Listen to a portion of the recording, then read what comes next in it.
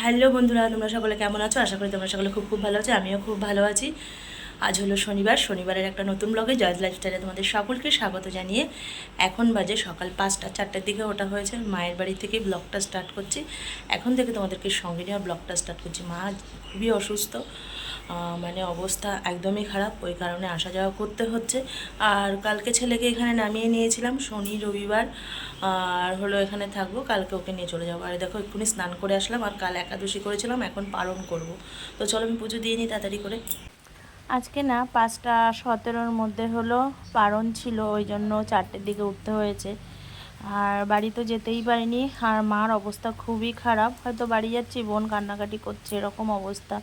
তার মানে তোমরা বুঝতেই পারছো তার অবস্থাটা কেমন খারাপ। তো শনি রবিবার আছে, শুক্রবার ছেলেকে স্কুল থেকে নামিয়ে দিয়েছিলাম। ভাবলাম মার এখানে একটু থাকলে আর কি, তার পেছনে একজন থাকলেও হয় না, এমন পরিস্থিতি হয়, ভালোই হবে। তো তাড়াতাড়ি করে পুজো আশ্রা দিয়ে নিলাম। আর আমার ঠাম্মা নিরামিষ খায়, আর ওই জন্য আমরাও আজকে এমনি নিরামিষ খাবো, তাহলে আর অসুবিধা হবে না। আর এই অসুস্থ তো, এই অবস্থায় আলাদা বাসনপত্র কোথায় বের করব, এই জন্য এইসব মেজেই ঠাম্মাকে নিরামিষ করে দেওয়া হচ্ছে। আর আমরা যেহেতু খাবো, অসুবিধা নেই। এদিকে আমার ভাতটা হয়ে গেছে, আমাদের সয়াবিনটা হয়ে গেছে, আর আমার বোনের মেয়ের সয়াবিনটা ঝাল ছাড়া খায় বলে হলো, আর চাল কুমড়ো দিয়ে বড়ি দিয়ে করব। আর এদিকে দেখো রান্না করতে করতে চলে এসেছি ঘরে। মার অবস্থা এতটা খারাপ, হয়তো বসিয়ে রেখে চলে যাচ্ছি রান্নাঘরে, তো এদিকে অজ্ঞান হয়ে যাচ্ছে, দাঁত লেগে যাচ্ছে, কখনো মিনি স্ট্রোক করছে, মুখ বেঁকে যাচ্ছে, এই অবস্থা একবার মানে এক এক রকম সিমটম হচ্ছে। কালকে পুরো ঘাড় দিয়ে দেহটা একদম সোজা শক্ত হয়ে গেছিলো, খুব ভয় পাচ্ছিলাম আমরা। আর দেখো, যে একটু সুস্থ হয়ে ওঠে সেই কাজ করার চেষ্টা করে, নিজে কিন্তু হাঁটতে পারছে না। আর হার্টেরও একটু সমস্যা ধরা পড়েছে, কষ্ট হচ্ছে খুবই। এমনি নার্ভের, সুগার তো একটু বেশিই আছে, অন্যান্য সমস্যাগুলো সব ঠিকঠাক আছে, জানি না কি হচ্ছে। তো দেখো চোখ দেখেই বুঝতে পারছো, চোখ কিন্তু খুলতে পারছে না। আর একটু মানে 10 পা আর কি 10 পা মতো হাঁটলেই মানে বুকে কষ্ট হচ্ছে। হ্যাঁ, দুর্বল, এমনিও হাঁটতে চলতে পারছেই না। আর মাঝে মাঝে শরীরে অঞ্জালা হচ্ছে, ভাবছে জামা কাপড় কিছু রাখতে পারবে না, ওই জন্য আমরা নাইটি পরিয়ে দিয়েছিলাম। কিন্তু যার শাড়ি পরার অভ্যাস, সে কি নাইটি পরতে পারে?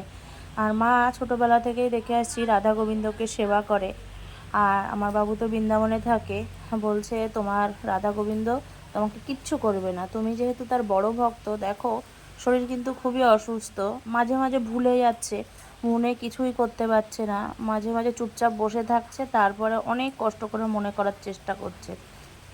রাত হলেই না ঘুমাতে পারে না, ভুলভাল বকে। আর ঘুমের ওষুধ 2-3 দিন দেওয়া হয়েছিল, এখন আর খেতে চাচ্ছে না, বলছে আমার অন্যান্য ক্ষতি হবে, কষ্ট হবে, ওই কারণে। তো দেখো রাধা গোবিন্দের নাম করছে, আর আমরা তো পুজো আশ্রা দিয়ে নিচ্ছি। স্নান করা অভ্যাস তো, সকালবেলা স্নান করে পুজো দিতে আসতে চাই। আর স্নান করার পরে কি বলবো, যেই একটু বসে মাথা টাথা আঁচড়ায়, আর ওই সময়টা প্রত্যেক দিনই ওই মায়ের ওই যে নার্ভের সমস্যাটা, এই অসুখটা হয়, ওই সব সিমটমগুলো, তখন খুব ভয় পেয়ে যায়। বছর 24-এর আগে মার এইসব সমস্যার সিমটমগুলো এরকম হতো না, এখন যেগুলো হচ্ছে।